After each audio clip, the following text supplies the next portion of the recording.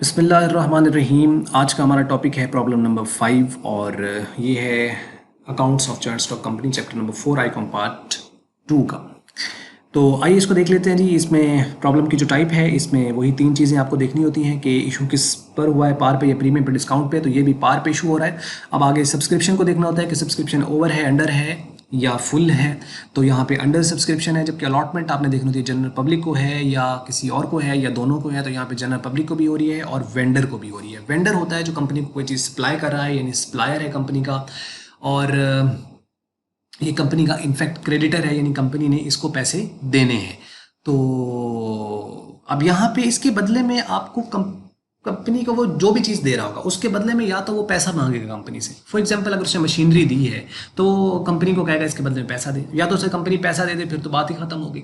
या कंपनी उसको इशू कर देती है डिबेंचर, यानी जो कि एक लोन होता है। तो कंपनी उसे टाइम दे देती है कि जी हम आपको एक पर्टिकुलर टाइम के बाद आपकी पेमेंट करेंगे। दो हो गई।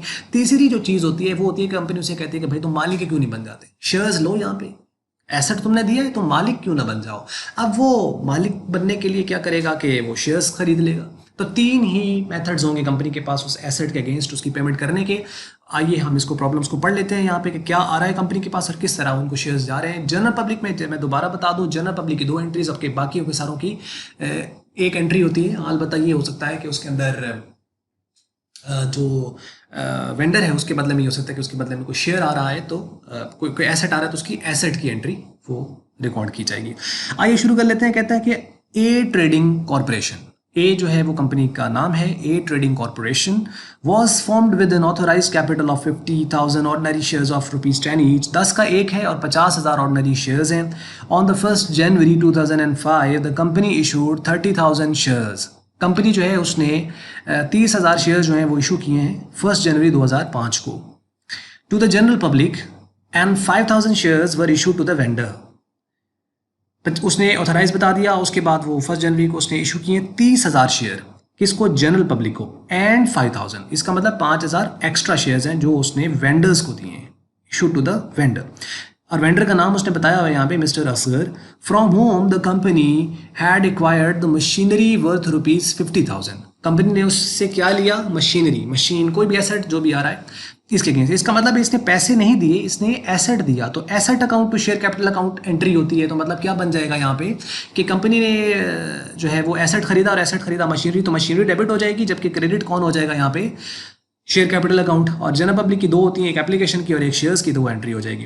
Applications were received on the 10th January 2005 only for the 25,000 share, only for the 25,000 shares, मतलब 30,000 इशू किए थे और एप्लीकेशंस आपके 25 की आई हैं। तो अंडर सब्सक्रिप्शन होगी। On the 20th January 2005 the shares were allotted to the application to the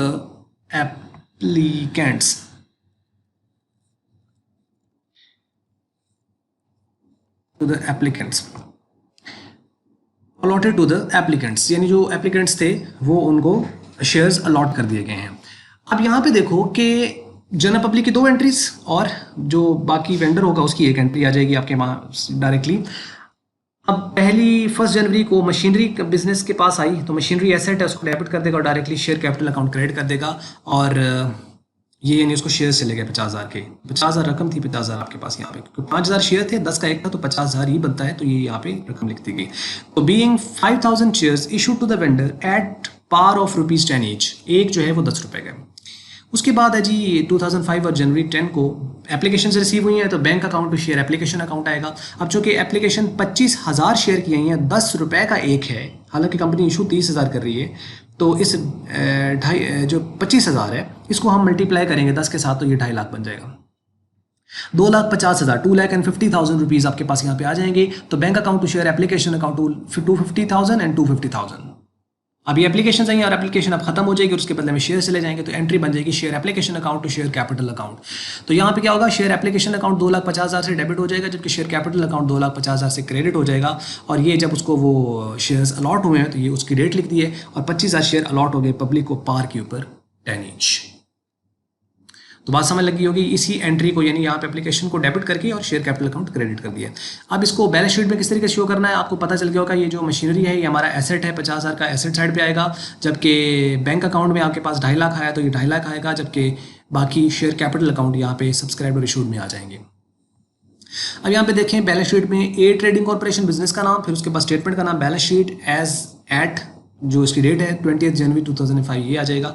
assets और liabilities and share capital, assets हैं जी बैंक अकाउंट और उसके बाद मशीनरी अकाउंट। अब बैंक अकाउंट में आपके पास पैसा आ गया 2,50,000 रुपया, 2,50,000 बनता है, या कि बैंक में आपके पास यहाँ पे 2,50,000 है। मशीनरी आपके पास 50,000 की, ये भी एसेट है, इस तरफ लिख दे तो टोटल रकम बन गई 3 लाख। इस तरफ ऑथराइज कैपिटल आपके पास गिवन है, ऊपर बिल्कुल टॉप के ऊपर 50,000 शेयर 10 का 1 है तो 5 लाख का ऑथराइज कैपिटल है, जबकि इशूड कैपिटल आपके पास जो है वो यहाँ पे 35,000 शेयर जो हैं वो इनफैक्ट इशू हुए हैं। यहाँ पे आपको हो सकता है कि 35,000 कहाँ से आ गए, इशू तो कंपनी ने 30,000 किए हैं, लेकिन बाकियों को भी तो कुछ किए हैं। 5,000 जो शेयर हैं वो उसने वेंडर को भी किए हैं, तो उसमें से सब्सक्राइब कितने हुए हैं 25,000 और 5 30,000, जो कि 5 नहीं हुए। तो यानी ये बात आप अपने याद रखनी है कि अगर किसी और को भी शेयर इशू है तो वो इशूड कैपिटल में आएगा। और जितने कंपनी इशू करती है, ये नहीं देखना सब्सक्राइब कितने हुए, जितने कंपनी ने इशू कर दिए हैं उतनी अमाउंट लिखी जाएगी। तो इशू कंपनी ने किए थे 30,001 और 5,001, तो कितने शेयर्स इशू कर दिए 35,000 के। 10 से मल्टीप्लाई करें तो इसका इशूड कैपिटल तो इनफैक्ट कंपनी का जो है वो 3,50,000 था। इशूड ऑफर्ड कैपिटल जो किया था उसने कंपनी ने वो 3,50,000 का था। लेकिन subscribe and paid up capital में देखें तो 5,000 शेयर्स 10 का 1 वेंडर को किया तो 50,000 के ये आ गए, जबकि 25,000 शेयर जो 10 का 1 पब्लिक को किया तो 2.5 लाख के ये आ गए। तो इनको ऐड किया तो 3 लाख बन जाएगा, क्योंकि सब्सक्राइब इतने हुए हैं, ऊपर के 5,000 नहीं हुए, 30,000 जो पब्लिक को किए थे। तो 2.5 लाख और 50,000 3 लाख और 3 लाख, ये तो दोनों साइड बराबर हैं, तो बैलेंस शीट कंप्लीट होगी। ले जी, ये थी वीडियो आज की, और आपको लगी अच्छी तो आप इसको कर सकते हैं लाइक, अच्छी नहीं लगी तो करें डिसलाइक, और वीडियो देखने का बहुत बहुत शुक्रिया।